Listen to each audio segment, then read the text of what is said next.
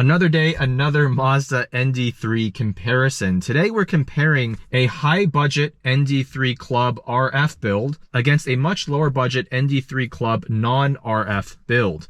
Both of these have the BBR or Brembo BBS Recaro package, and both have been modified with street and aggressive driving in mind. So we're currently sitting in a 2024 ND3 RF, and the owner Alan has done quite a few mods to this to enhance its driving dynamics specifically for street and canyon driving. Key things to note, we have the Sakebomb Ohlins long stroke coilovers. These use the one-way adjustable DFV damper with a 6 kilogram front spring rate, 3 kilogram rear.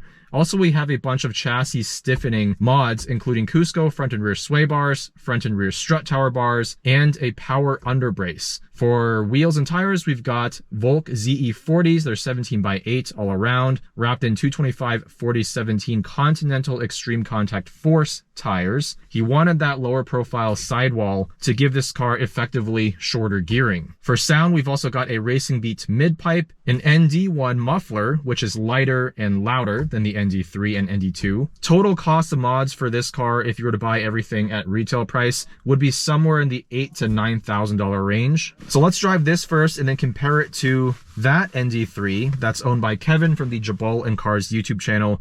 And he's only spent about $3,000 in mods if you exclude the roll bar, which is a pure safety upgrade. Which car feels better in the canyons? I'm especially interested in the difference between the coilovers between these two. This one with the Sakebomb Ohlins has a lower spring rate. That one with the Supermiata Tecna coilovers has an 8 kilogram front spring rate, 4 kilogram rear, so 33% higher front and rear.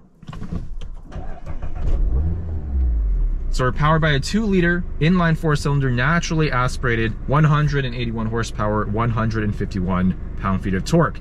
Because this is an RF, it weighs a little over 2,400 pounds, so about 100 pounds heavier than the soft top variant. We get Brembo brakes, these excellent Recaro seats, they're manually adjustable. I love this exterior color, it's called Aero Gray, looks absolutely gorgeous in the sunlight. Got some aftermarket pedals to help with heel toe. This is probably the perfect canyon and street build. So I'm actually excited that we're starting with this first, then hopping into Kevin's more budget focused, but also more track focused setup.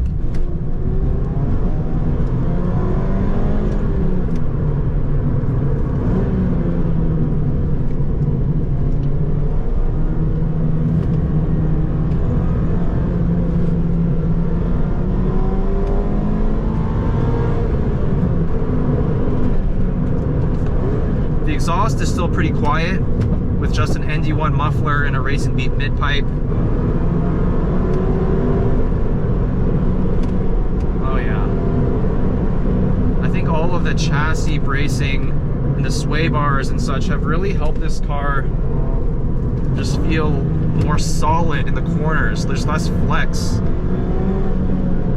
However, these Sakebomb Ohlins coilovers with the Grand Touring spring rates do feel quite soft. Very compliant, very comfortable. In fact, I would say this is just as comfortable, if not more comfortable, than OEM, but we do get significantly better body control. There's a lot less body roll, although there's still a noticeable amount.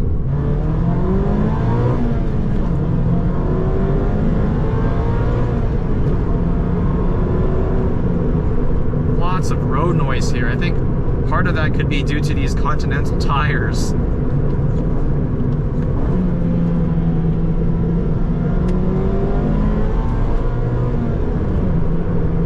The 6-speed manual and the throttle response, the brake feel, even the steering of the ND3 is excellent. This car just has such good driver inputs.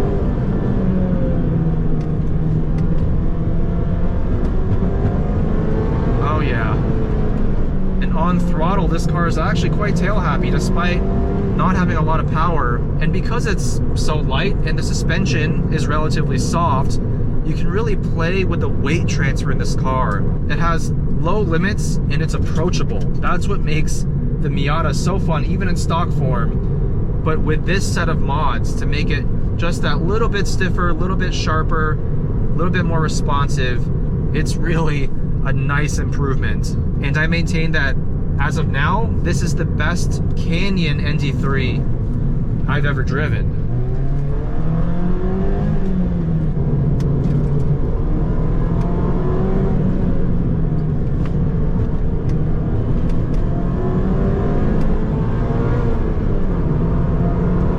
I do wish this engine had slightly sharper throttle response. It's very linear and direct, but if it was just a little bit more sensitive, I think especially the speed at which the RPMs fall when you clutch in, I feel like I'm just shifting a little bit slowly, whereas I'd like to be able to just row through the gears quickly. The downshifts are no problem, but the upshifts, you do have to be patient.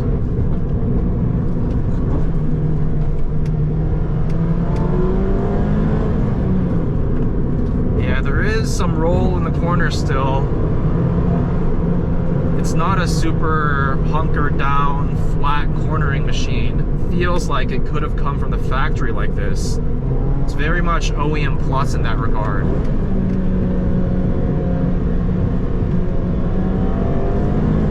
But I really enjoy this. It's such a great balance for a road car. Alan doesn't track this car.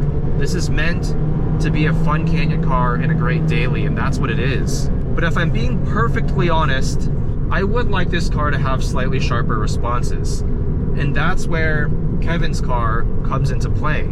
Even though that car has less than half the cost in mods, he chose those mods specifically for the track. And the main thing there is going to be the Tecna coilovers. With a 33% higher spring rate, but no additional suspension or chassis stiffening mods, no sway bars, basically nothing else besides wheels and tires and brakes. Will Kevin's car feel better to drive in the canyons?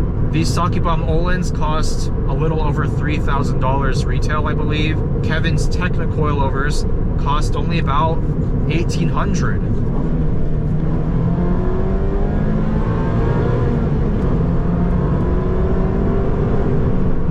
Will the cheaper coilover with a higher spring rate and more track-focused damping feel better in the canyons?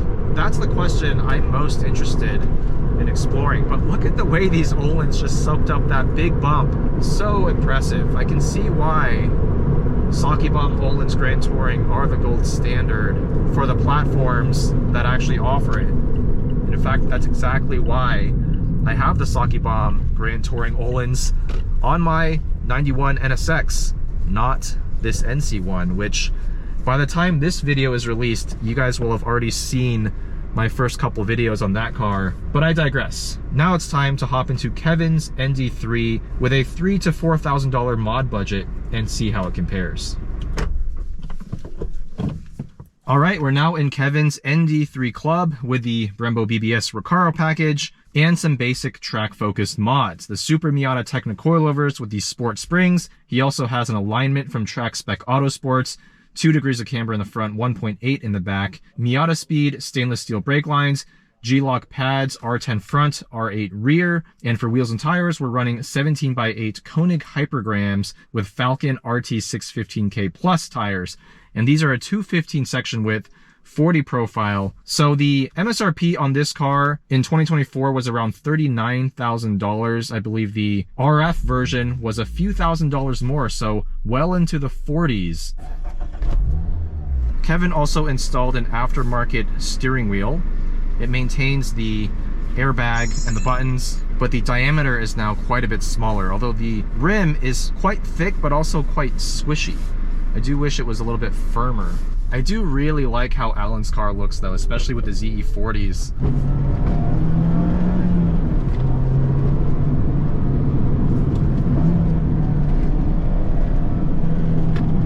This steering wheel already feels so much better though because of the small diameter.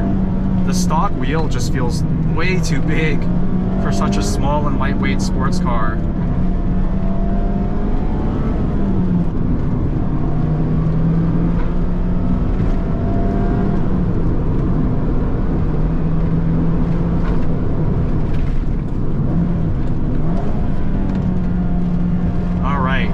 First impressions. The Supermiata Tecna coilovers, significantly less compliant than the Sakebomb Ohlins Grand Touring. However, the responses this car provides in the corners are significantly sharper. The turn-in is that much more immediate, and the way the car transitions in some of those back-to-back corners. So I think it's a little bit of a mixed bag, because on the smoother sections of the road, these coilovers feel better, but the moment you hit some bumps, the Sakebomb Ohlins lets you stay on the throttle for longer. With these, you do get a little bit of skipping from that rear end, especially on the bigger bumps.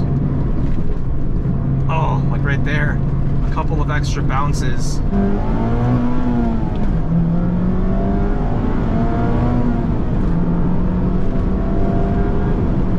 This engine in stock form, and this one not having any intake or exhaust mods, it needs more character. This car also has better brake feel because of the pads and the stainless steel brake lines.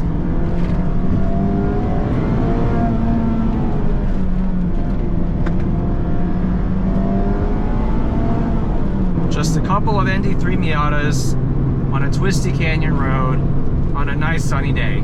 Just such a fun little platform, and it's so receptive to mods, as both of these examples are proving right now. Alan's car, definitely the better road car. Kevin's car, definitely going to be better on track.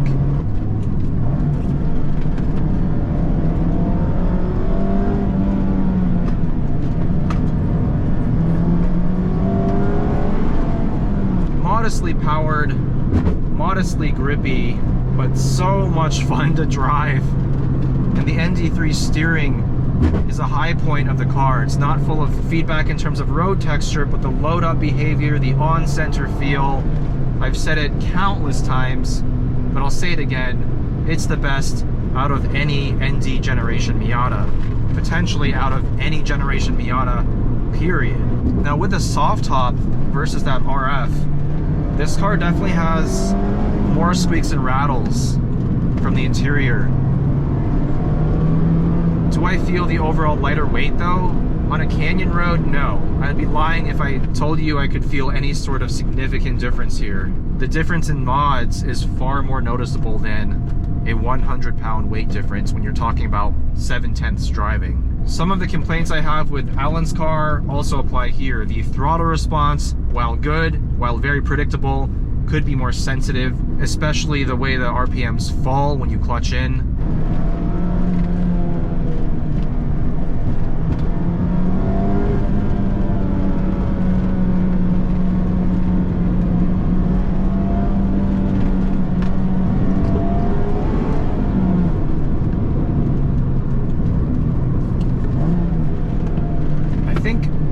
This car with sway bars, that would be interesting, because the overall handling and responsiveness of this car in the corners is already so much better than stock due to the coilovers alone. But what if you added some sway bars to reduce the body roll and adjust the front to rear balance to make the car slightly more tail happy?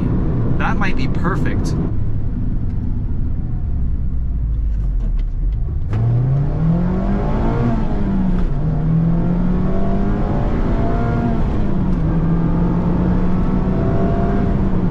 This coilover handled that bump back there almost as well as the Ohlins did.